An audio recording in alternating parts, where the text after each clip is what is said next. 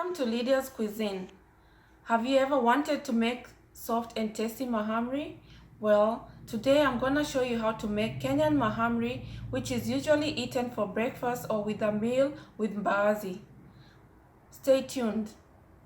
For the ingredients, you'll need 3 cups all-purpose flour, 3/4 cup of sugar, 1 tablespoon of cardamon, 1 tablespoon of yeast, and 1.5 cups of coconut milk. So you'll need sifted flour. You'll need to sift your flour first before you start. I already sifted my flour before you start incorporating the ingredients. Mix in the dry ingredients first: sugar, the cardamom, and the yeast. Mix them up together.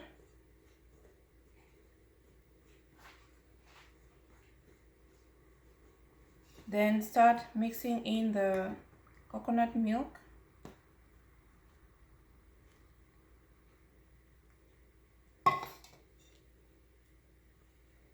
So you're gonna knead your dough for about 5 to 7 minutes, as I'm doing, so as to activate the gluten. So after I mix a little bit on my bowl, I'm gonna transfer the dough to my clean surface and start kneading.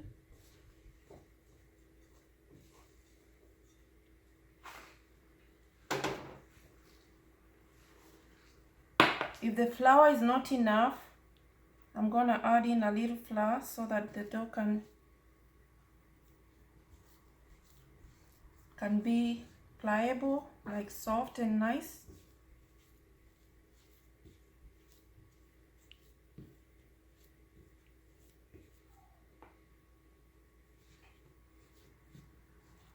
The kneading process is a bit messy, but don't worry, the mahamri that comes out is really tasty.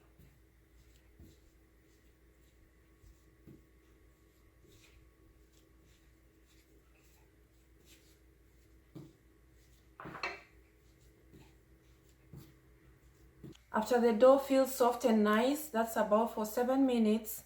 Keep it in an airtight container and cover and let it rest for 3 hours. 3 hours later,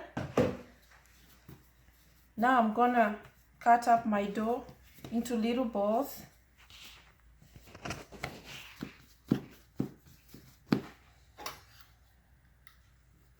So I'm gonna make about 6 balls.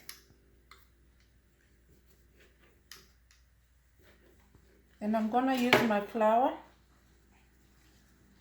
to make the 6 balls into round balls.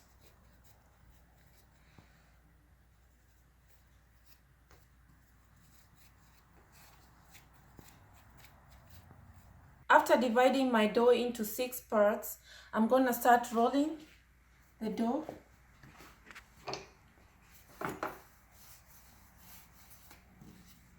And here, I'm not gonna roll the dough so thin. I'm just gonna roll it into medium-sized, round medium-sized shapes.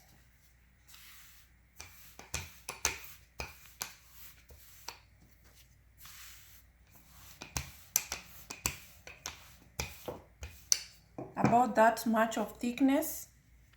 You don't want it too thin because it's gonna form a space in between your mahamri, and you don't want it to be so thick because it's gonna puff up and burst and oil can go into it.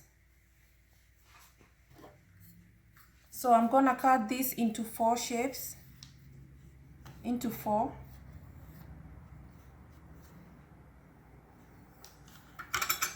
Put it on a clean tray.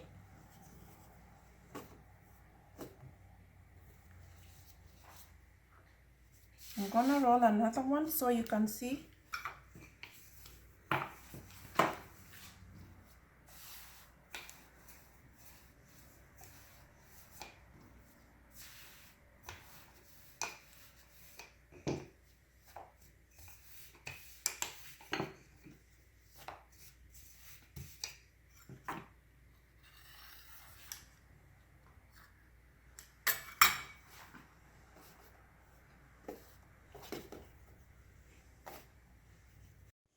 After cutting them into 4 parts, now the oil is ready.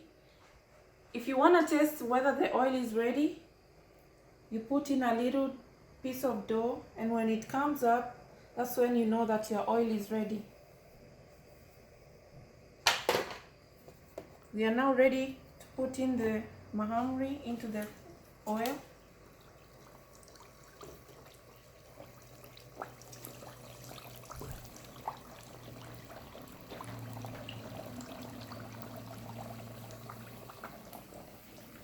Make sure you don't put so much heat on your gas, because too much heat can make the mahamri cook only on the outside, and in the inside it's not well cooked.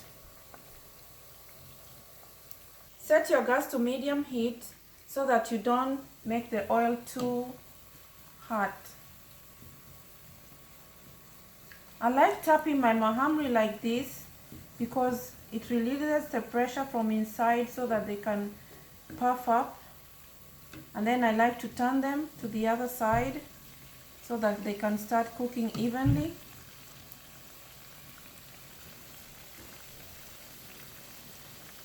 Don't let your mahamri puff up too much, because when they puff up too much, they're gonna burst and the oil is gonna go into the mahamri, and you don't wanna eat mahamri which is full of oil.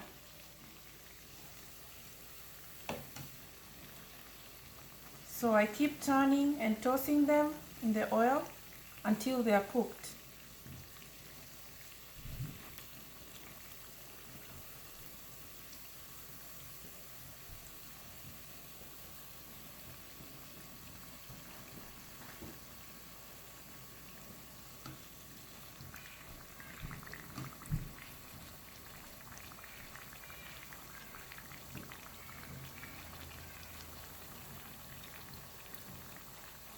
What you're looking for is a nice golden brown color. You don't want them to be too dark brown. You want a nice golden color.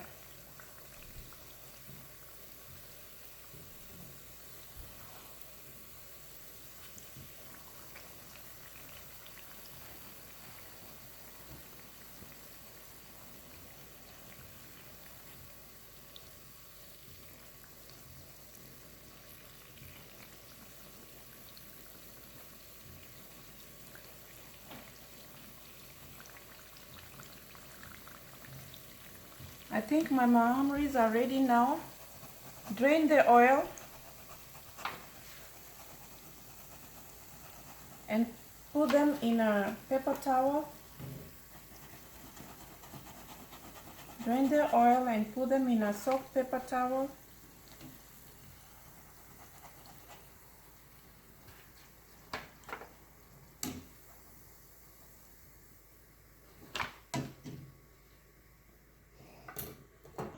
Now I'm done with my mahamri, and if you want to know that your mahamri is well cooked, when you cut it up, it's nice on the inside, it's soft and nice on the inside, and a little crispy on the outside. Now that's when you know that you've cooked real good mahamri. Thank you for watching my video. Give it a thumbs up if you like the video. And don't forget to subscribe to my channel. Until next time, God bless you.